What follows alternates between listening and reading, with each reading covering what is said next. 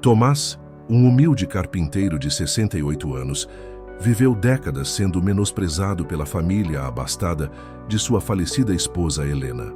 Durante 40 anos de casamento, suportou comentários cruéis e humilhações constantes de seus sogros e cunhados, que sempre o veram como um don nadie que não merecia estar ao lado de Helena.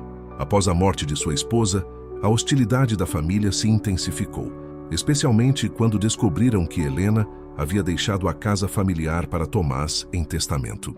Mas quando um advogado chega com documentos que revelam uma herança inesperada deixada pelo avô de Tomás, terras valiosas no centro de Guadalajara que agora valem milhões, a mesma família que o desprezou começa a tratá-lo de forma completamente diferente, revelando sua verdadeira natureza interesseira.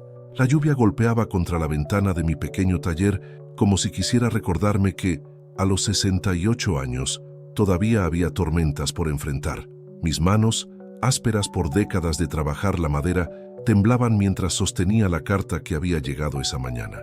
No por la edad, sino por la rabia que llevaba 40 años acumulándose en mi pecho. Tomás no sirve para nada, había dicho mi cuñada Esperanza apenas ayer en el funeral de mi Helena. Lo había dicho lo suficientemente alto para que yo lo escuchara, pero lo suficientemente bajo para fingir que no era su intención.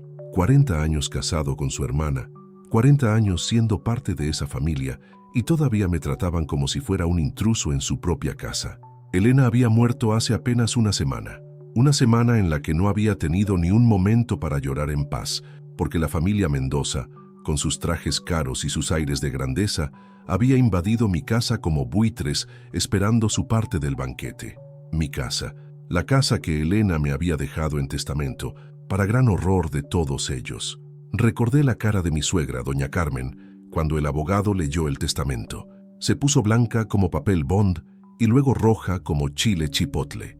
Sus hijos, Roberto y Esperanza, se miraron entre sí con esa mirada que yo conocía bien, la mirada de «esto no puede estar pasando». «¿Cómo va a dejarle la casa a él?», había murmurado Roberto, mi cuñado, como si yo no estuviera ahí. Un simple carpintero. Helena se volvió loca en sus últimos días. Simple carpintero. Esas dos palabras me habían perseguido durante 4 décadas. Para ellos, yo no era Tomás Ramírez, el hombre que había amado a Helena desde el primer día que la vi vendiendo flores en el mercado de San Juan de Dios. No era el hombre que había trabajado 16 horas diarias para darle una vida digna, que había cuidado de ella durante los últimos 5 años, cuando el cáncer se la estaba comiendo por dentro. Para ellos, yo era solo el simple carpintero que se metió en nuestra familia. La verdad es que nunca había tenido dinero como ellos. Los Mendoza tenían una casa grande en la colonia americana, con jardinero y sirvienta. Tenían carros del año y viajaban a Estados Unidos cada Navidad.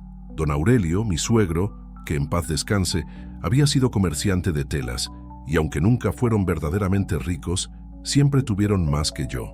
Muchísimo más que un carpintero, que vivía en una casa de 2 recámaras en la colonia del Fresno. Pero Helena me había elegido a mí, a pesar de los berrinches de su familia, a pesar de las amenazas de desheredarla, a pesar de todo.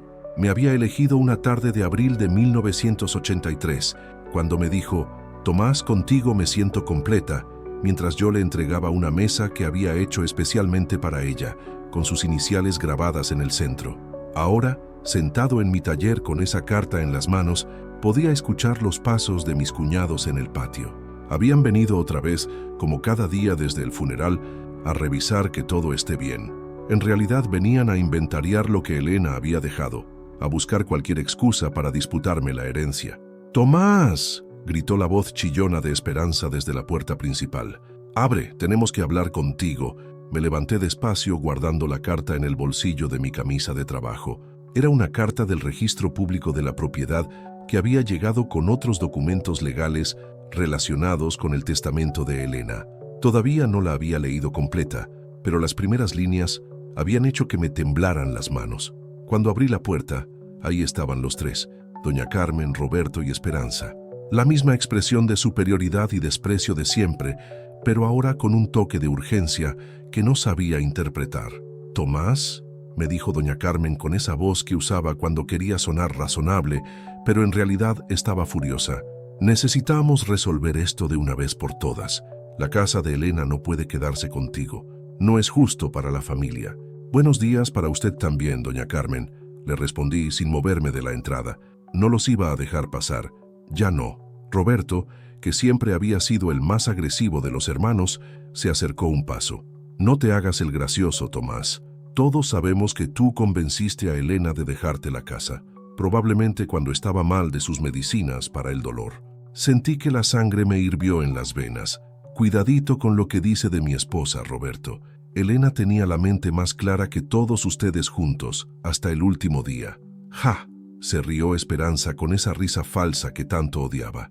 Elena era buena, pero ingenua. Siempre lo fue. Por eso se casó contigo en primer lugar. Un carpinterito de barrio que nunca pudo darle lo que se merecía. Lo que Elena se merecía era respeto, les dije, sintiendo cómo las palabras salían más duras de lo que había planeado. Algo que ustedes nunca le dieron, siempre criticando todo lo que yo le compraba, todo lo que yo hacía por ella. Elena, ese vestido se ve barato. Elena, ¿por qué no le pides a Tomás que te lleve a restaurantes mejores? Elena, tus amigas del club ya no te invitan porque Tomás no encaja. La cara de doña Carmen se endureció. Nosotros solo queríamos lo mejor para nuestra hija. Y lo mejor no eras tú, Tomás. Nunca fuiste tú. 40 años. 40 años escuchando eso mismo. De 1000 maneras diferentes. En las reuniones familiares donde me sentaban al final de la mesa. En las fotos familiares donde siempre encontraban la manera de que yo quedara en la orilla, como si fuera un agregado. En las conversaciones donde hablaban de planes familiares sin incluirme, como si yo no existiera. Elena está muerta, dije finalmente, y las palabras me dolieron al salir. Y esta casa es mía ahora. Así lo decidió ella, y así va a ser. Esa casa vale más de lo que tú has ganado en toda tu miserable vida, gritó Roberto, ya sin disimular su rabia. ¿Qué vas a hacer con una propiedad así? ¿La vas a convertir en otro taller mugroso? Esperanza puso su mano en el brazo de su hermano, pero no para calmarlo. Roberto tiene razón, Tomás, sé realista. Esa casa necesita mantenimiento, impuestos, reparaciones que tú no puedes pagar. Véndenos la casa. Te damos un precio justo. Tú te compras algo más acorde a tu situación y todos contentos. ¿Precio justo?, pregunté. ¿Como el precio justo que me ofrecían cuando Elena estaba enferma? Cuando me decían que vendiera mis herramientas para pagar los tratamientos mientras ustedes se iban de vacaciones a Puerto Vallarta. El silencio que siguió fue pesado. Incómodo, porque todos sabíamos que era cierto. Durante los 5 años de enfermedad de Elena, yo había vendido casi todo lo que tenía para pagar doctores, medicinas, estudios. Los Mendoza habían contribuido de vez en cuando, siempre recordándome que era su caridad, siempre haciéndome sentir como si les debiera algo más que dinero. Eso fue diferente, murmuró doña Carmen, pero ya no sonaba tan segura. No, les dije, sintiendo por primera vez en décadas que tenía el control de la situación. Fue exactamente igual. Ustedes ayudando lo mínimo y esperando que yo me sintiera agradecido por las migajas. Roberto dio otro paso hacia mí y por un momento pensé que iba a golpearme. No era un hombre violento, pero había algo desesperado en su mirada. Escúchame bien, Tomás. Nosotros somos la familia de Elena. Nosotros llevamos el apellido Mendoza. Esa casa ha sido de los Mendoza por 3 generaciones. No vamos a permitir que un advenedizo como tú se quede con lo que no le pertenece. La casa me pertenece, les dije, sacando los papeles del testamento que tenía guardados en el bolsillo trasero. Está aquí, negro sobre blanco, firmado por Elena, certificado por el notario, registrado ante las autoridades. Es mía. Esperanza cambió de táctica, como siempre hacía cuando se daba cuenta de que los gritos no funcionaban. Su voz se volvió melosa, artificial. Tomás, sé que estás dolido. Todos estamos dolidos por la muerte de Elena, pero tienes que pensar con la cabeza fría. Tú ya tienes 68 años. ¿Qué vas a hacer solo en esa casa tan grande? ¿No sería mejor tener dinero en el banco? ¿Vivir tus últimos años sin preocupaciones? Mis últimos años, repetí, y no pude evitar sonreír con amargura. ¿Ustedes planeando ya mi muerte también? No digas tonterías, me regañó doña Carmen. Esperanza solo está siendo práctica. A tu edad, con tus problemas de la espalda, vivir solo en una casa de 2 plantas. Yo me las arreglo perfectamente, la interrumpí. He vivido en esa casa durante 40 años. Conozco cada tabla del piso, cada grieta en las paredes. Esa casa no es solo una propiedad para mí, es mi vida con Elena.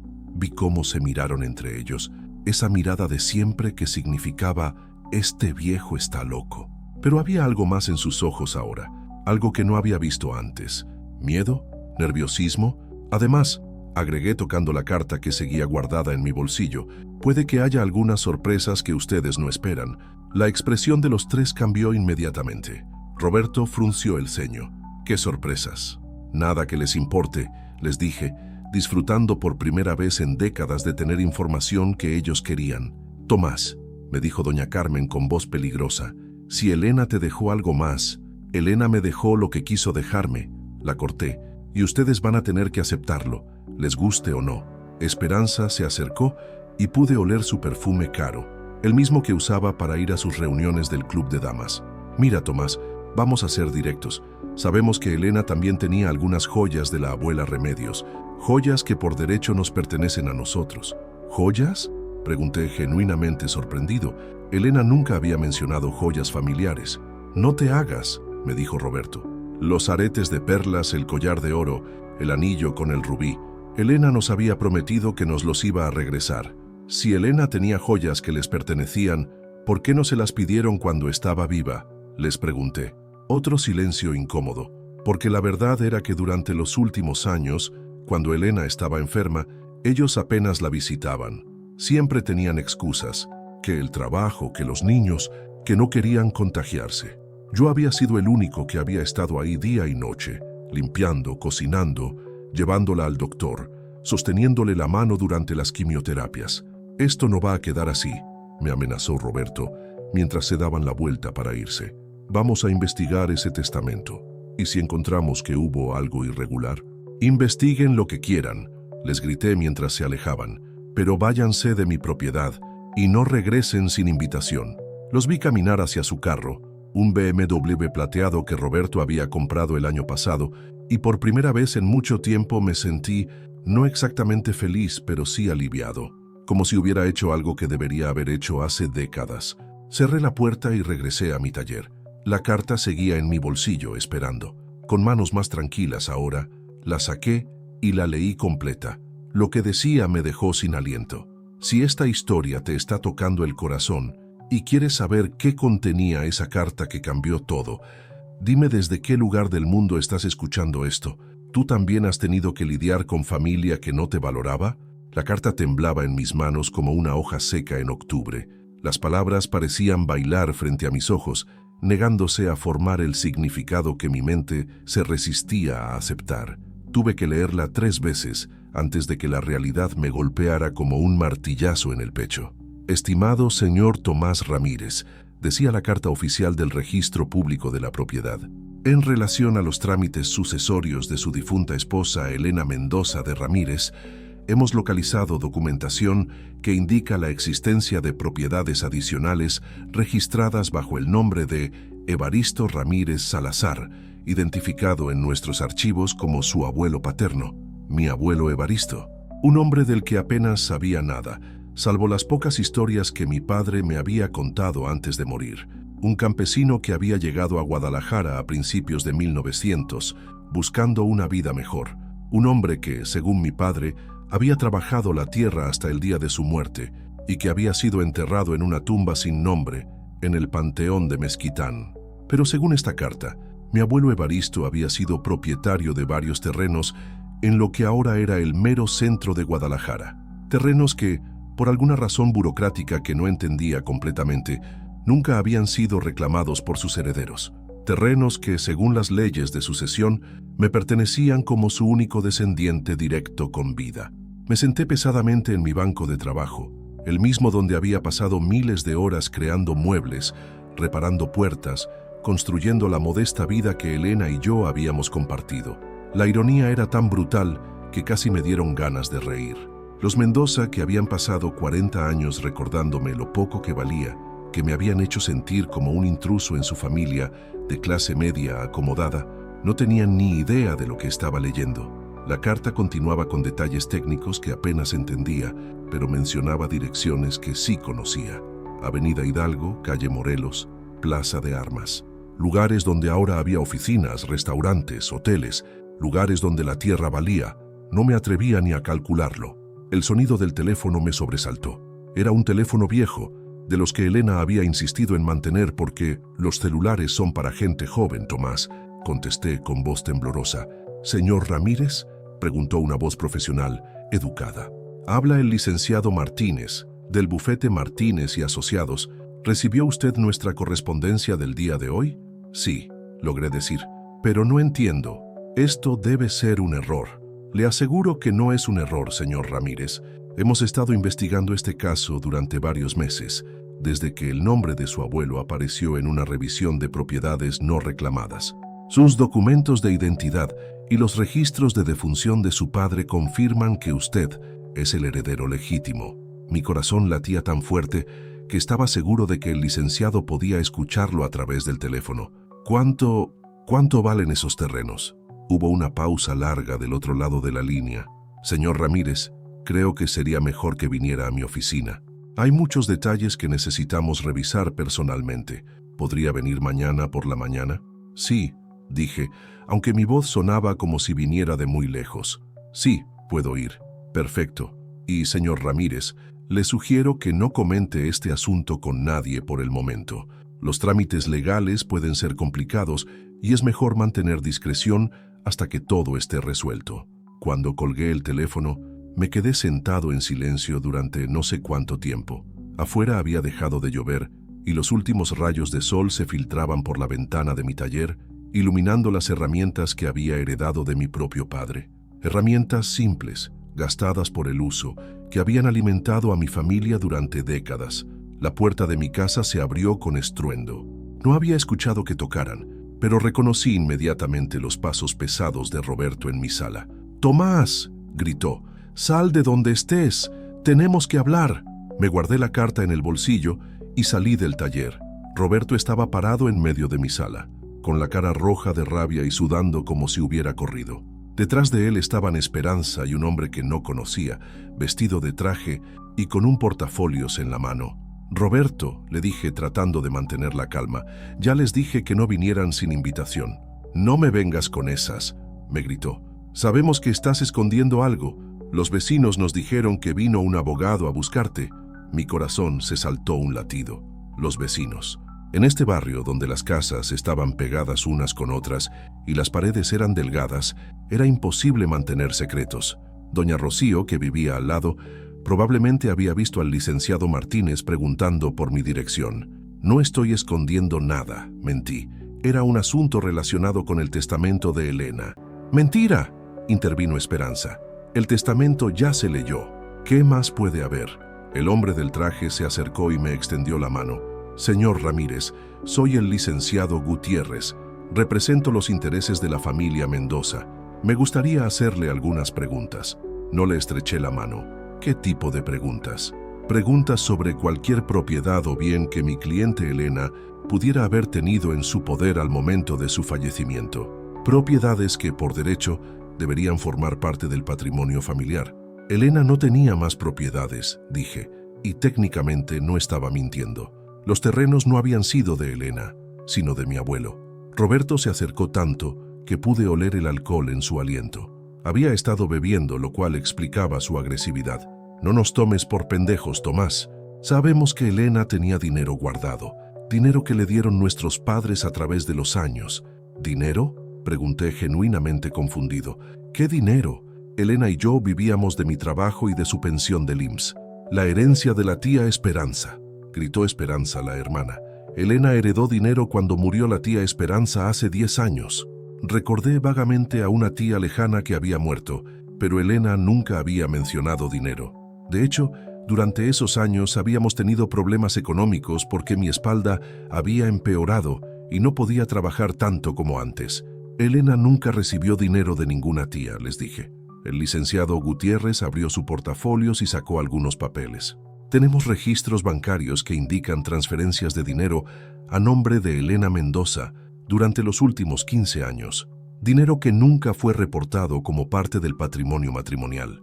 Sentí que el suelo se movía bajo mis pies. Elena había tenido dinero guardado sin decirme. Durante todos estos años en que yo había trabajado hasta lastimar mi espalda, en que había vendido mis herramientas para pagar sus medicinas, ella había tenido dinero escondido. Eso es imposible, murmuré. Los registros no mienten, dijo Roberto con una sonrisa cruel. Elena tenía una cuenta bancaria secreta, una cuenta que alimentaba regularmente con dinero que nosotros le dábamos para sus gastos personales. Dinero que nunca debiste haber tocado, agregó Esperanza. Dinero que era para emergencias familiares, no para mantener a un marido que no podía proveer adecuadamente. Las palabras me golpearon como puñetazos. Durante 40 años había creído que Elena y yo lo compartíamos todo, que no había secretos entre nosotros, que cuando yo no podía pagar algo, ella simplemente se las arreglaba sin él, como yo me las arreglaba sin cosas que quería comprarle. ¿Cuánto dinero?, pregunté con voz ronca. El licenciado consultó sus papeles. Aproximadamente 200,000 pesos, más los intereses acumulados. 200,000 pesos. Era más dinero del que yo había visto junto en toda mi vida. Dinero que podría haber pagado todos los tratamientos de Elena sin que yo tuviera que vender nada. Dinero que podría haber hecho que sus últimos años fueran más cómodos, menos llenos de preocupaciones económicas. ¿Dónde está ese dinero ahora?, nos logré preguntar. Esa es la pregunta del millón, dijo Roberto. La cuenta fue cerrada hace 6 meses, justo cuando Elena estaba más enferma. Alguien retiró todo el dinero. Me miraron los tres con suspicacia, como si yo fuera un ladrón, como si yo hubiera manipulado a mi esposa moribunda para robar dinero de su familia. Yo no sabía nada de esa cuenta, dije, y era la verdad, pero mi voz sonaba débil, poco convincente incluso para mí mismo. Elena era una mujer enferma, confundida por los medicamentos, dijo Esperanza con falsa compasión. Es comprensible que haya hecho cosas que normalmente no habría hecho, cosas que tú podrías haber sugerido. La implicación era clara. Me estaban acusando de haber aprovechado la enfermedad de Elena para robar dinero de la familia. La rabia me hirvió en las venas, pero por debajo de la rabia había algo peor, la duda. ¿Era posible que Elena hubiera tenido dinero guardado todo este tiempo? ¿Era posible que no hubiera confiado en mí lo suficiente para decírmelo? Quiero ver esos registros bancarios, demandé. El licenciado sonrió con frialdad. Los registros son confidenciales, señor Ramírez. Solo pueden ser revisados por familiares directos o en caso de una investigación legal. Yo era su esposo, protesté. Usted era su esposo, me corrigió Esperanza. Ahora es viudo, y ese dinero, si es que existe, forma parte de la herencia que Elena debería haber dejado a su familia de sangre. Roberto se acercó de nuevo, y esta vez su voz era peligrosamente baja. Mira, Tomás, podemos hacer esto fácil o podemos hacerlo difícil. Si nos devuelves el dinero que Elena tenía guardado y nos vendes la casa por un precio razonable, todos contentos. Si no, bueno, vamos a tener que investigar un poco más a fondo cómo es que un carpintero pobre de repente se volvió tan próspero. ¿Próspero? Casi me reí. ¿Próspero yo? Vivo en la misma casa de hace 40 años. Manejo la misma camioneta de hace 15, como frijoles 3 veces por semana.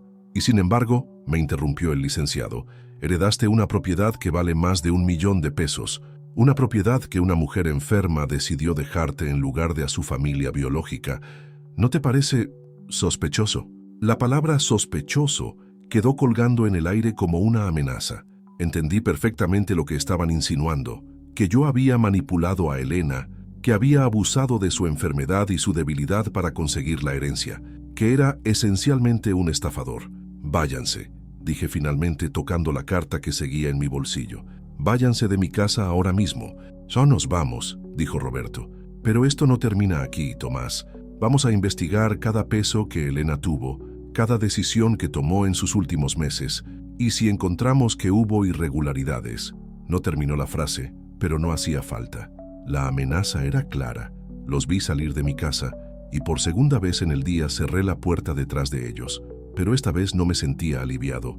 Me sentía confundido, traicionado, y por primera vez en décadas verdaderamente solo. ¿Elena había tenido dinero secreto? ¿Por qué no me lo había dicho? ¿Y qué iba a hacer yo con la información sobre los terrenos de mi abuelo? Si tú también has sentido que las personas más cercanas no confían completamente en ti, dime desde qué ciudad estás escuchando esta historia. A veces los secretos de familia pueden cambiar todo lo que creíamos saber sobre nuestra propia vida. No pude dormir en toda la noche. Cada vez que cerraba los ojos, veía la cara de Elena en sus últimos días, cuando el dolor era tan fuerte que apenas podía hablar. En esos momentos de agonía había estado pensando en dinero escondido. Había muerto guardando secretos que yo nunca conocería. A las 6 de la mañana ya estaba vestido y tomando café en la cocina que Elena había organizado con tanto cariño. Sus tazas favoritas seguían en el mismo lugar. Sus plantas en la ventana comenzaban a marchitarse porque yo no sabía cuidarlas como ella. Todo en esa casa gritaba su ausencia, y ahora además gritaba mis dudas sobre quién había sido realmente la mujer con la que compartí 40 años de vida. El teléfono sonó a las 7 en punto. Era el licenciado Martínez. «Buenos días, señor Ramírez. ¿Sigue en pie nuestra cita de esta mañana?» «Sí», respondí, aunque mi voz sonaba áspera por la falta de sueño. «¿A qué hora me espera?» «¿Le parece bien a las 9? Tengo toda la documentación lista para revisarla con usted. Y señor Ramírez, ¿todo bien?» Lo escucho preocupado. Por un momento estuve tentado de contarle sobre la visita de los Mendoza, sobre las acusaciones de dinero escondido, sobre las dudas que me carcomían por dentro, pero recordé su advertencia de mantener discreción. «Solo son los nervios», mentí. «Es mucho que procesar. Lo entiendo perfectamente, nos vemos en unas horas». A las 8:30 ya estaba parado afuera del edificio donde tenía su oficina el licenciado Martínez. Era un edificio moderno en la zona financiera de Guadalajara, el tipo de lugar donde yo nunca había tenido motivos para entrar. Mi ropa de trabajo limpia se sentía inadecuada entre todos esos hombres y mujeres de traje que caminaban con prisa y hablaban por teléfono.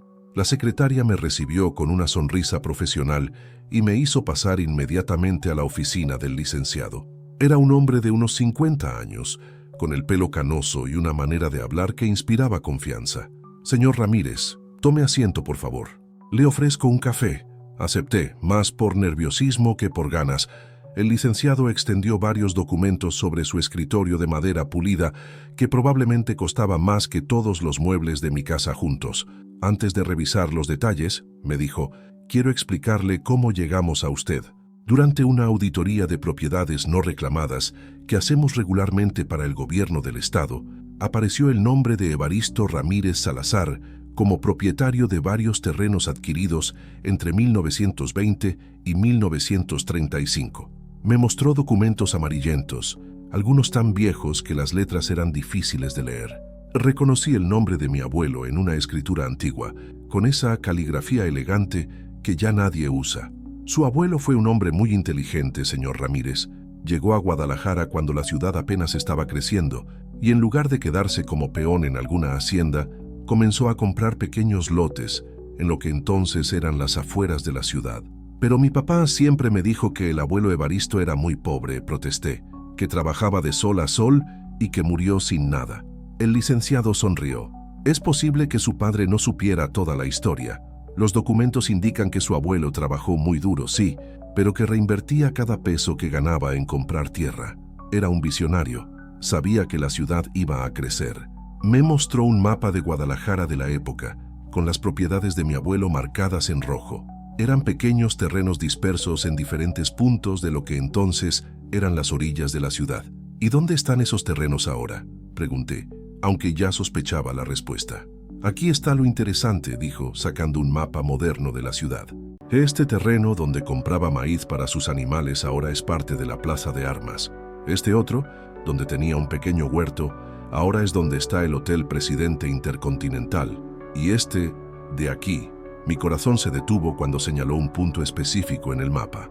Este terreno que su abuelo compró en 1932 por 30 pesos, ahora está en pleno centro comercial de la ciudad. Ahí está construido un edificio de oficinas de 24 pisos. «¿Cuánto vale?», logré preguntar con voz temblorosa. El licenciado me miró directamente a los ojos. Los evaluadores certificados estiman el valor total de todas las propiedades en aproximadamente 45 millones de pesos. El café se me derramó en la camisa. 45 millones de pesos. Era una cifra tan grande que mi mente no podía procesarla. Yo, que había vivido toda la vida preocupándome por pagar la luz, el gas, las medicinas de Elena, Yo, que los Mendoza habían despreciado durante 4 décadas por ser un simple carpintero sin futuro.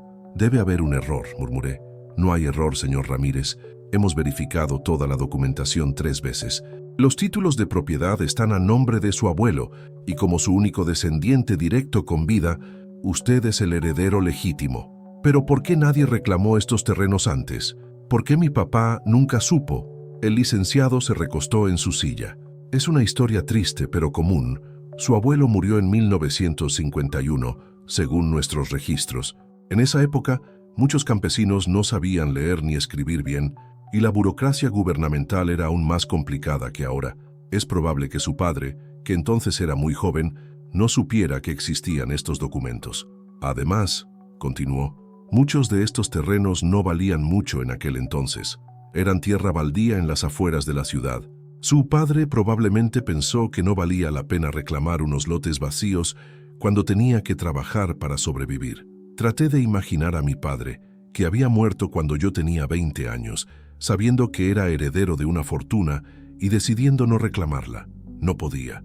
Mi padre había sido un hombre honrado pero práctico. Si hubiera sabido de estos terrenos, los habría reclamado. ¿Qué tengo que hacer ahora?, me pregunté. El proceso legal va a tomar algunos meses, me explicó. Tenemos que presentar toda la documentación ante las autoridades correspondientes, verificar que no hay otros herederos que puedan hacer reclamos y completar los trámites de transferencia. Pero le aseguro que todo está en orden. ¿Y mientras tanto? Mientras tanto, señor Ramírez, le sugiero que no haga comentarios sobre este asunto. Los trámites de herencia pueden ser complicados y es mejor mantener privacidad hasta que todo esté oficialmente resuelto. Salí de la oficina del licenciado con la cabeza dando vueltas. 45 millones de pesos. Era más dinero del que podía gastar en 10 vidas.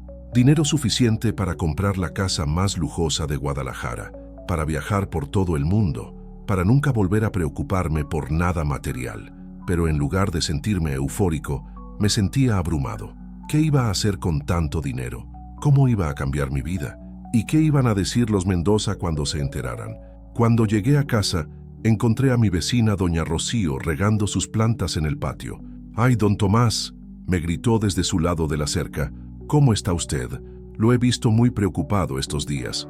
Doña Rocío tenía 75 años y había sido vecina nuestra desde que Elena y yo nos mudamos a la casa.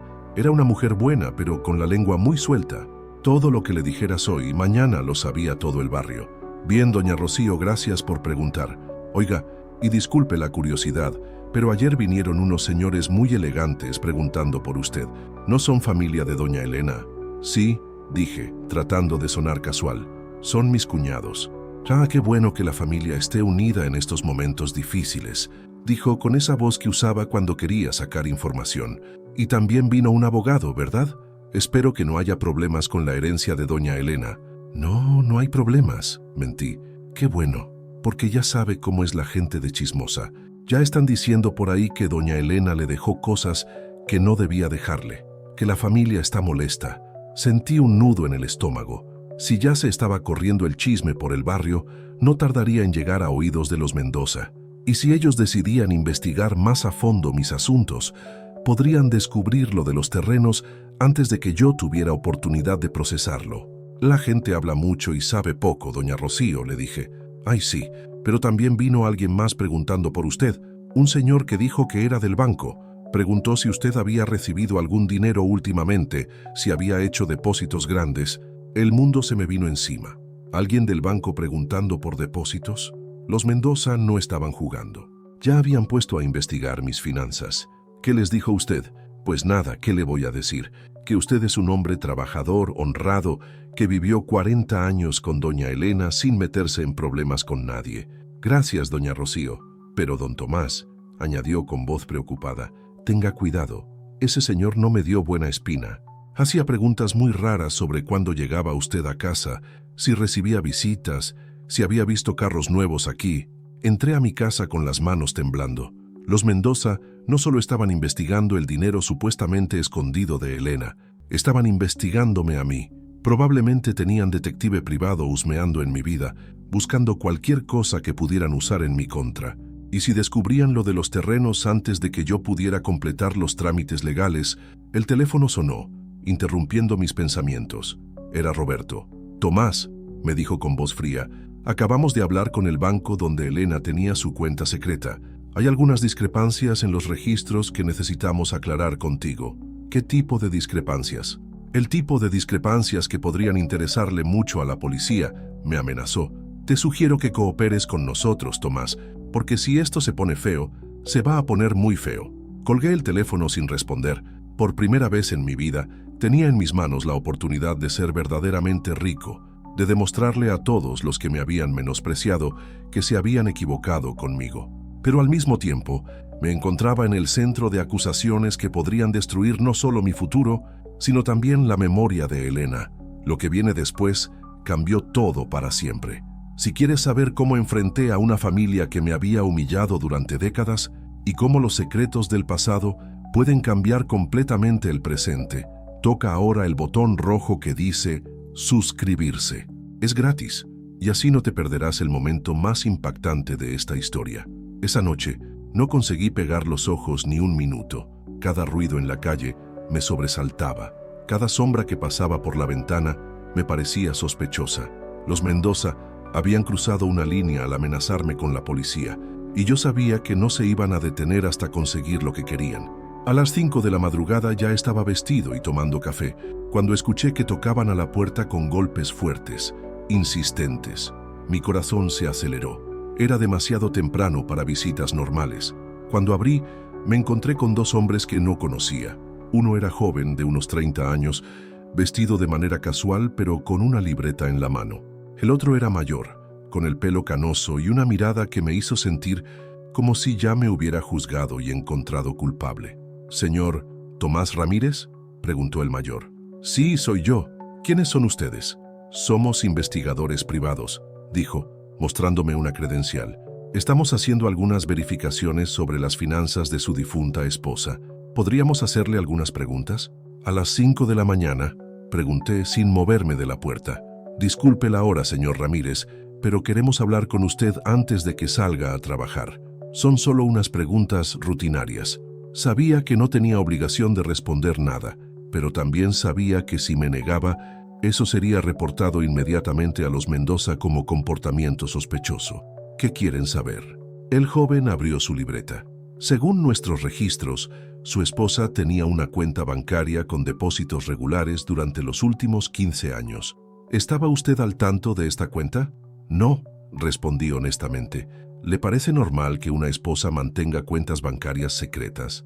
No sé qué es normal, dije, sintiendo cómo la irritación crecía dentro de mí. Mi esposa estaba enferma los últimos 5 años. Tal vez tenía sus razones para hacer cosas que yo no sabía. Según nuestros informes, continuó el mayor, esa cuenta fue cerrada hace 6 meses.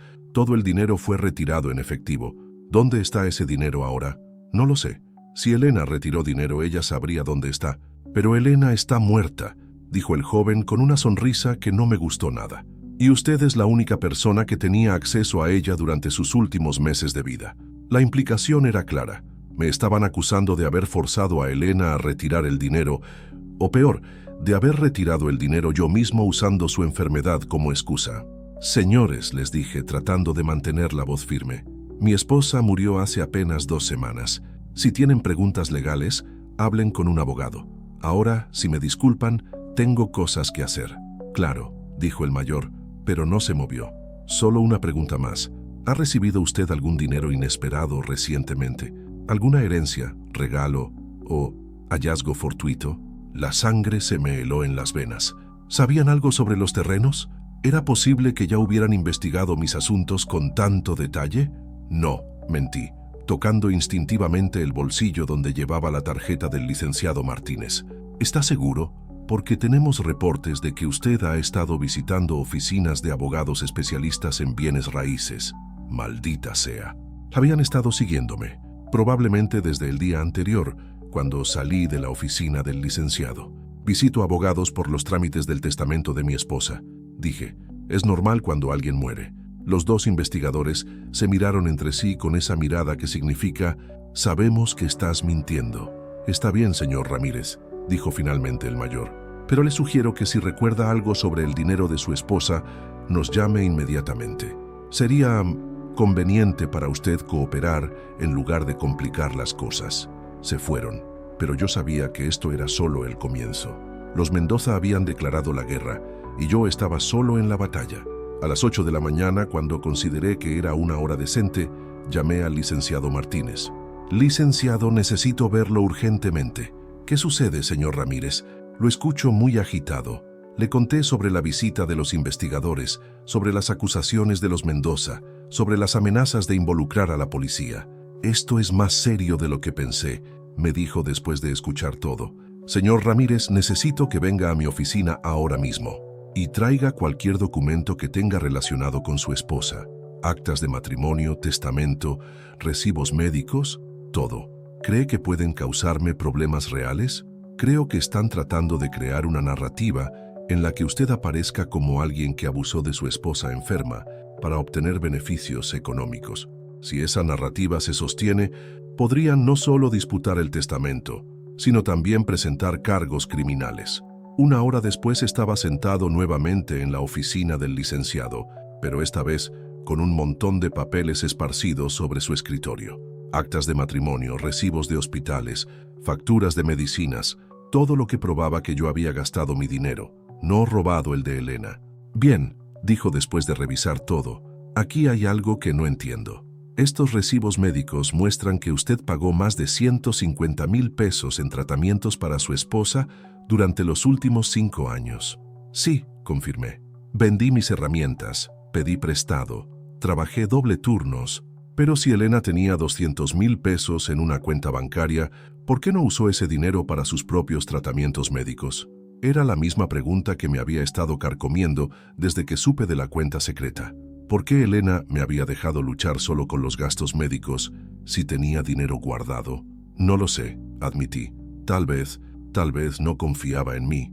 El licenciado me miró con compasión. O tal vez ese dinero no era realmente suyo para gastarlo. ¿Qué quiere decir? Es posible que Elena estuviera guardando ese dinero para su familia como una especie de herencia familiar que los Mendoza le confiaron administrar. Si ese es el caso, ella se habría sentido obligada moralmente a conservarlo, incluso si ustedes necesitaban el dinero. La explicación tenía sentido, pero me dolía imaginar a Elena sufriendo por no poder usar dinero que técnicamente le pertenecía. Licenciado, le dije, necesito saber algo. ¿Los investigadores privados pueden descubrir lo de los terrenos de mi abuelo? Es posible, me dijo después de pensarlo. Si hacen una investigación muy exhaustiva de todos los registros públicos a su nombre, eventualmente podrían encontrar la conexión, pero sería un proceso largo y caro. ¿Qué me sugiere que haga? Honestamente, señor Ramírez, creo que deberíamos acelerar los trámites de los terrenos. Si vamos a enfrentar una batalla legal con los Mendoza, es mejor que usted tenga todas sus cartas sobre la mesa. Pasamos el resto de la mañana preparando documentos y haciendo llamadas. El licenciado contactó a evaluadores, notarios, especialistas en bienes raíces. Era impresionante ver cómo el dinero, o la promesa del dinero, hacía que las cosas se movieran más rápido en el mundo legal. Con suerte, me dijo al final, podemos tener todo el proceso completado en 3 semanas en lugar de 3 meses. Pero va a costar más dinero en honorarios y trámites urgentes. Hágalo, le dije sin dudarlo. El dinero no va a ser problema. Era extraño decir esas palabras. Durante toda mi vida, el dinero había sido siempre un problema. Pero ahora, sabiendo lo que me esperaba, me sentía como si estuviera hablando en un idioma nuevo. Cuando salí de la oficina del licenciado, decidí hacer algo que no había hecho en años. Fui a comer a un restaurante decente. No a los tacos de la esquina o a las fonditas baratas donde normalmente comía, sino a un restaurante de verdad, con manteles y meseros. Me senté en una mesa junto a la ventana y pedí un plato que costaba más de lo que yo normalmente gastaba en comida en 2 días. Mientras esperaba, observé a los otros comensales, ejecutivos hablando de negocios, familias de clase media celebrando cumpleaños, parejas jóvenes en citas románticas. Pronto, yo podría ser como ellos. Podría comer en restaurantes así todos los días si quisiera. Podría comprar ropa nueva, un carro nuevo, una casa nueva. Podría viajar, conocer lugares que solo había visto en la televisión. Pero mientras más pensaba en todas esas posibilidades, más me daba cuenta de que lo único que realmente quería era que Elena estuviera ahí para compartirlas conmigo. Mi teléfono sonó interrumpiendo mis pensamientos. Era un número que no conocía. «¿Señor Ramírez?», preguntó una voz de mujer profesional pero tensa. «Sí, habla la licenciada Patricia Vega, del bufete jurídico que representa a la familia Mendoza. ¿Podríamos reunirnos esta tarde para discutir una propuesta que podría beneficiar a ambas partes?» «¿Qué tipo de propuesta? Preferimos discutirla en persona. ¿Podría venir a nuestras oficinas a las 4 de la tarde?» Miré mi reloj. Eran las 2. Me daba tiempo de ir a casa, cambiarme de ropa y prepararme mentalmente para lo que seguramente sería otro intento de intimidarme. «Estaré ahí», le dije. «Perfecto. Y señor Ramírez, le sugiero que venga con disposición de negociar. Sería conveniente para todos resolver este asunto de manera amigable». Otra amenaza velada, pero esta vez, en lugar de sentir miedo, sentí una extraña calma. Los Mendoza querían negociar, lo que significaba que estaban preocupados. Tal vez habían descubierto algo que los tenía nerviosos, o tal vez simplemente querían evitar un escándalo público. En cualquier caso, yo ya no era el mismo hombre asustado que había sido hace una semana. Tenía cartas que ellos no sabían que existían y era hora de empezar a jugarlas. Si alguna vez te has sentido subestimado por tu familia política o has tenido que enfrentar acusaciones injustas después de perder a alguien que amabas, comparte desde qué país estás siguiendo esta historia. Lo que pasó en esa reunión fue el momento que cambió todo. A las 4 en punto estaba parado frente al edificio más elegante que había visto en mi vida. Vidrios espejados que se alzaban hacia el cielo como una torre de cristal, con un lobby de mármol donde mis zapatos de trabajo hacían eco con cada paso. La recepcionista me miró con esa expresión que ya conocía bien, sorpresa mezclada con desdén al ver a un carpintero de barrio en un lugar así. «Vengo a ver a la licenciada Patricia Vega», le dije, tratando de sonar más seguro de lo que me sentía. «Piso 24, elevador de la derecha», me respondió sin levantar mucho la vista de su computadora. El elevador subió tan rápido que se me taparon los oídos. Cuando se abrieron las puertas en el piso 24, me encontré con una vista panorámica de Guadalajara que me quitó el aliento. Desde ahí arriba podía ver toda la ciudad extendida como un mapa, y por primera vez en mi vida me pregunté cómo se sentiría ser dueño de una parte de todo eso. «Señor Ramírez».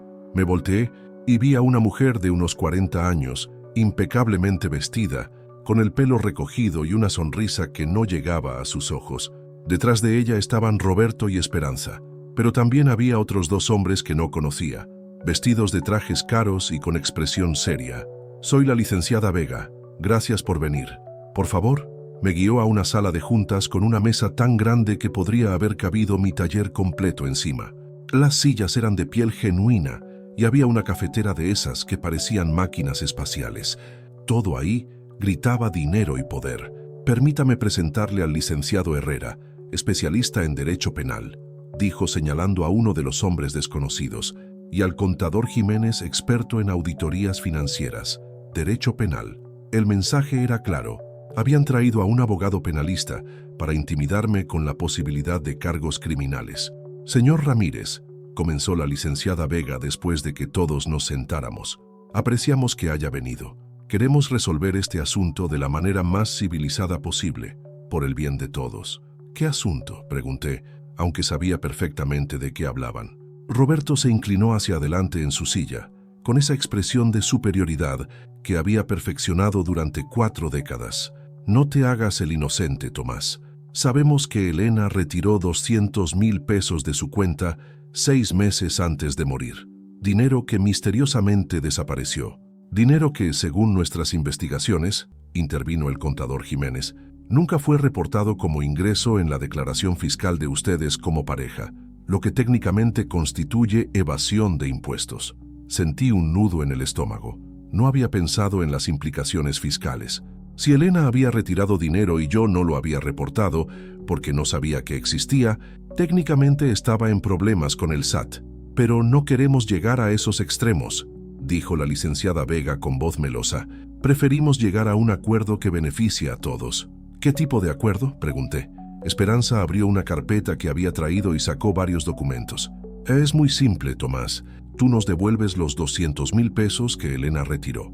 Nos vendes la casa por un precio justo, digamos 800,000 pesos, y nosotros nos olvidamos de todo este desagradable asunto. ¿Y si no acepto? El licenciado Herrera, el penalista, habló por primera vez. Señor Ramírez, tenemos evidencia de que usted pudo haber influenciado indebidamente a su esposa durante su enfermedad para obtener beneficios económicos. Abuso de persona vulnerable es un delito grave que puede resultar en prisión. Elena me dejó la casa en su testamento por su propia voluntad, protesté. Un testamento hecho cuando ella estaba bajo el efecto de medicamentos fuertes para el dolor, replicó Roberto. Un testamento que beneficia únicamente a un hombre que vivió 40 años como mantenido. La palabra mantenido me pegó como una bofetada. Era la misma acusación que habían estado haciendo sutilmente durante décadas, pero ahora la decían directamente. Elena nunca me mantuvo, dije sintiendo cómo la rabia me calentaba la cara. Yo trabajé todos los días de mi vida para sostener nuestro hogar. ¿Trabajaste?, se burló Esperanza. Tomás, seamos honestos. Tú hacías trabajitos de carpintería de vez en cuando. Elena era la que tenía ingresos estables con su pensión. Elena era la que manejaba las finanzas de la casa. Porque yo se lo pedí, exploté. Porque a ella se le daban mejor los números, pero el dinero que ella administraba era el dinero que yo ganaba con mis manos. El contador Jiménez abrió otra carpeta. Según nuestros cálculos, en los últimos 10 años, usted reportó ingresos promedio de 40,000 pesos anuales. Eso es aproximadamente 3,000 pesos al mes. ¿Cómo es posible vivir dos personas con eso? Vivíamos modestamente, admití, pero vivíamos. O Elena los complementaba con el dinero que su familia le daba regularmente, sugirió la licenciada Vega. Dinero que usted sabía que existía, pero que nunca reportó como debía. Era una trampa perfecta. Si admitía que sabía del dinero, me convertía en cómplice de evasión fiscal. Si seguía negando que sabía, parecía un mentiroso o un incompetente que ni siquiera conocía las finanzas de su propia casa. Señores, les dije, tratando de mantener la voz calmada, ustedes pueden hacer todas las acusaciones que quieran, pero no van a conseguir que yo les entregue algo que no tengo. No sé dónde está el dinero que Elena supuestamente retiró y la casa es mía por derecho legal. ¿De verdad quiere que esto llegue a los tribunales?, preguntó el licenciado Herrera con una sonrisa fría. ¿De verdad quiere que investiguemos cada peso que usted ha manejado en los últimos años? ¿Me están amenazando? Le estamos ofreciendo una salida digna, dijo la licenciada Vega. 800,000 pesos por la casa, 200,000 que nos devuelve del dinero de Elena, y usted queda libre de cualquier responsabilidad legal o fiscal. Es una oferta generosa, generosa. Una casa que Elena había heredado de sus padres y que ahora valía más de 1,5 millones de pesos. Ellos me la querían comprar por 800,000 y encima querían que les pagara 200,000 por dinero que yo ni siquiera sabía que existía. Necesito tiempo para pensarlo, les dije, levantándome de la silla. Por supuesto, dijo Roberto con una sonrisa que no me gustó nada. Pero no se tome mucho tiempo, Tomás. Estos asuntos tienden a complicarse cuando se dejan pasar los días.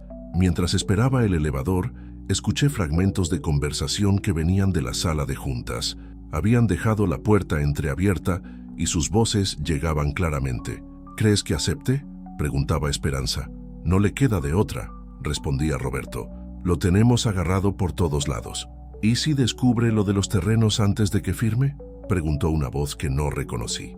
Mi corazón se detuvo. ¿Los terrenos? ¿Sabían algo sobre los terrenos de mi abuelo?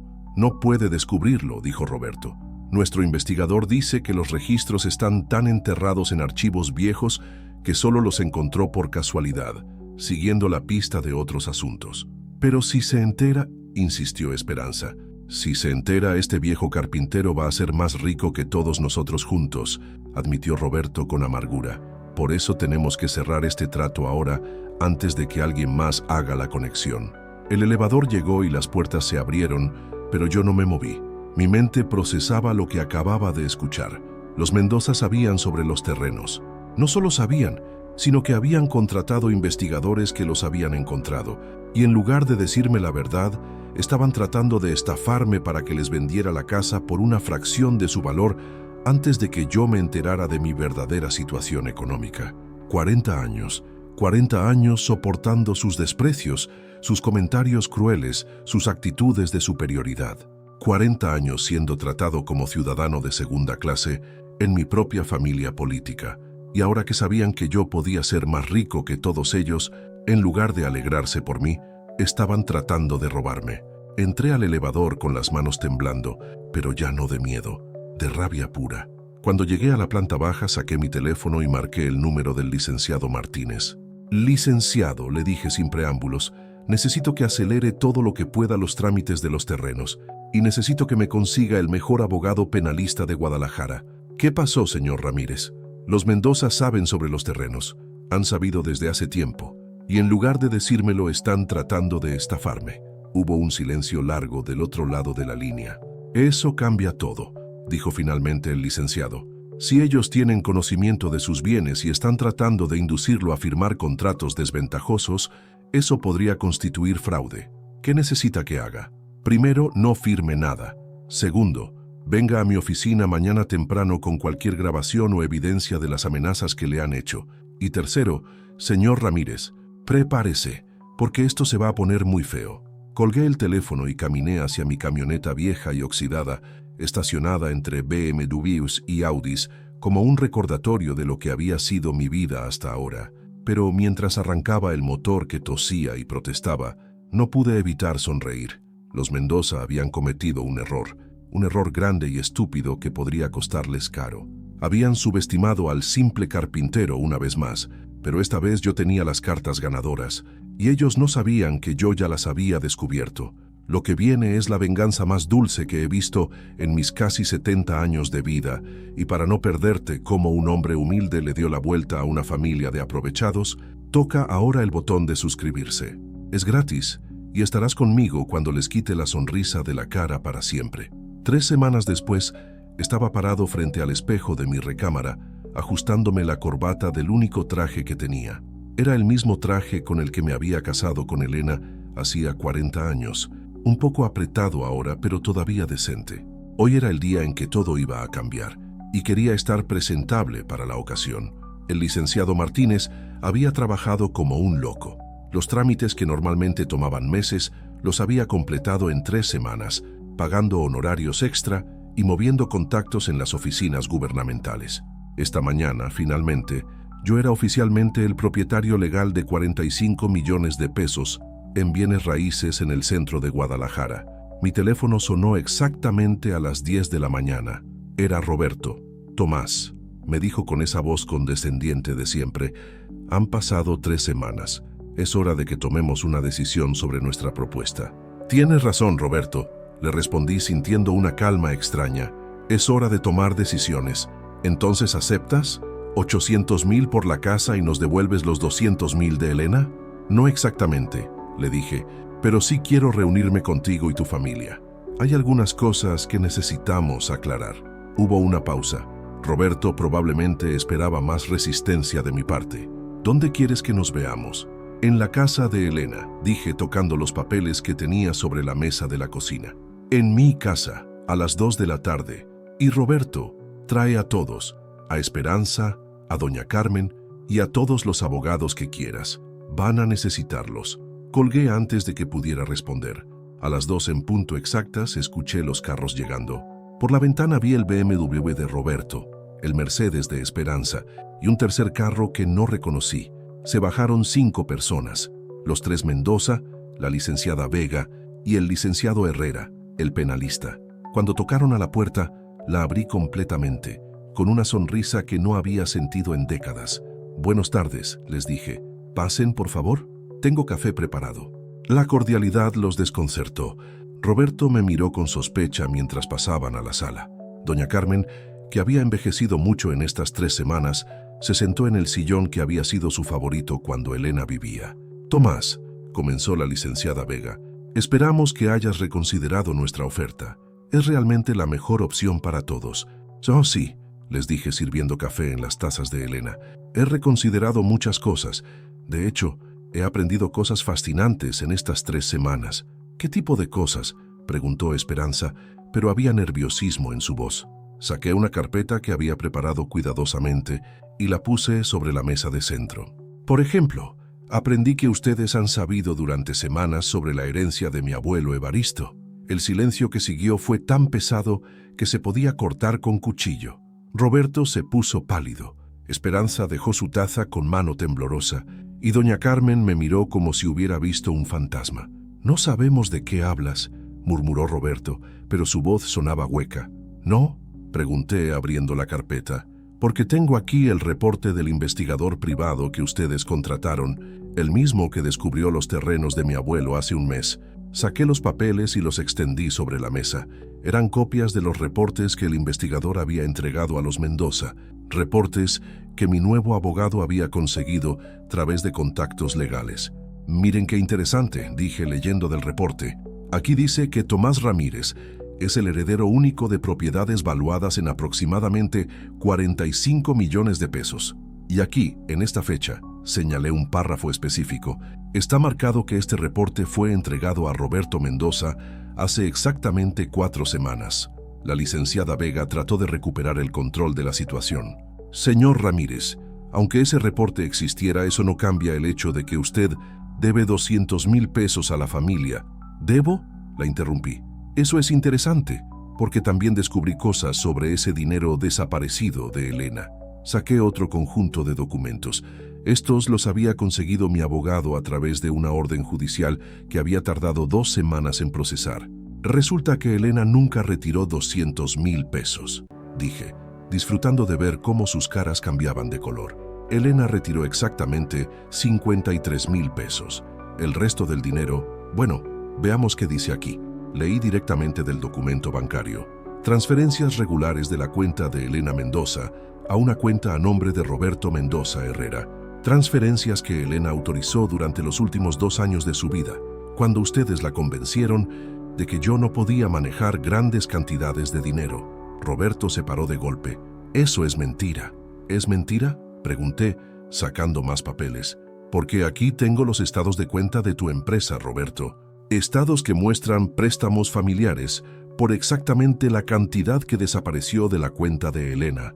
Préstamos que, curiosamente, nunca fueron pagados de vuelta». Esperanza también se levantó.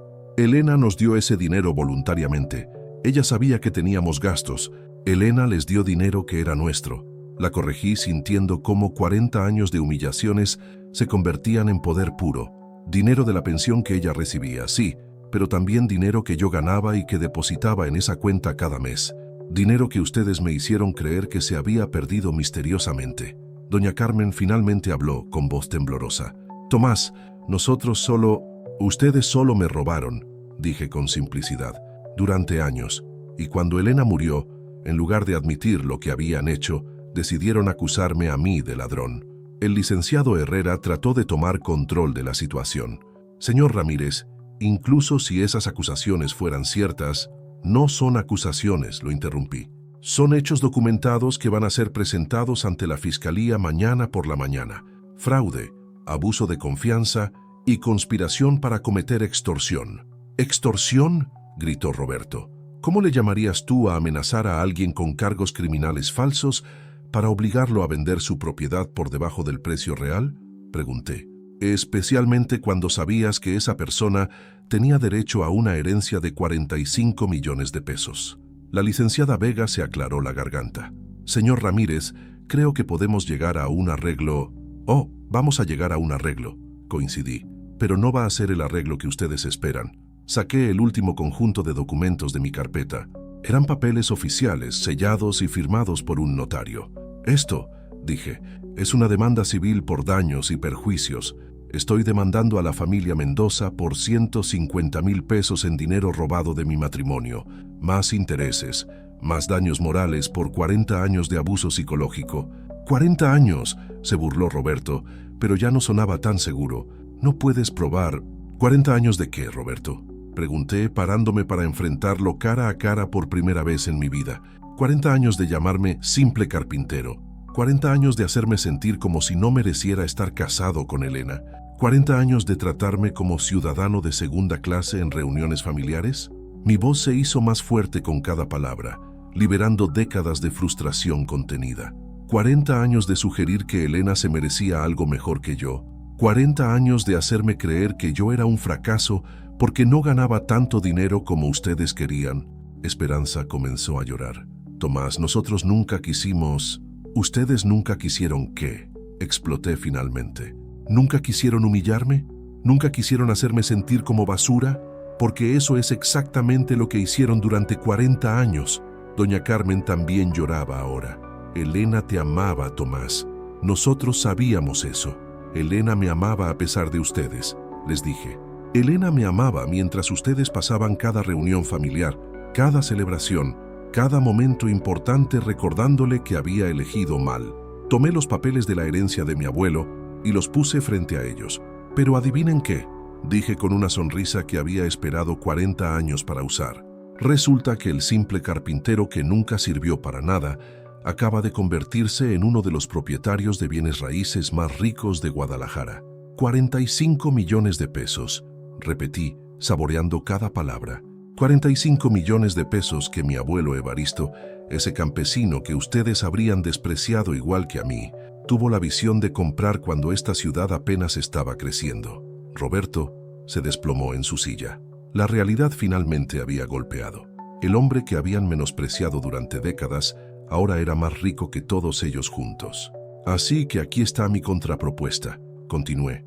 Ustedes van a devolverme cada peso que le robaron a Elena, a nosotros, durante estos años. Con intereses, van a firmar una disculpa pública reconociendo el abuso psicológico que me hicieron durante 4 décadas y van a mantenerse lejos de mí por el resto de sus vidas. ¿Y si no aceptamos?, preguntó la licenciada Vega con voz débil.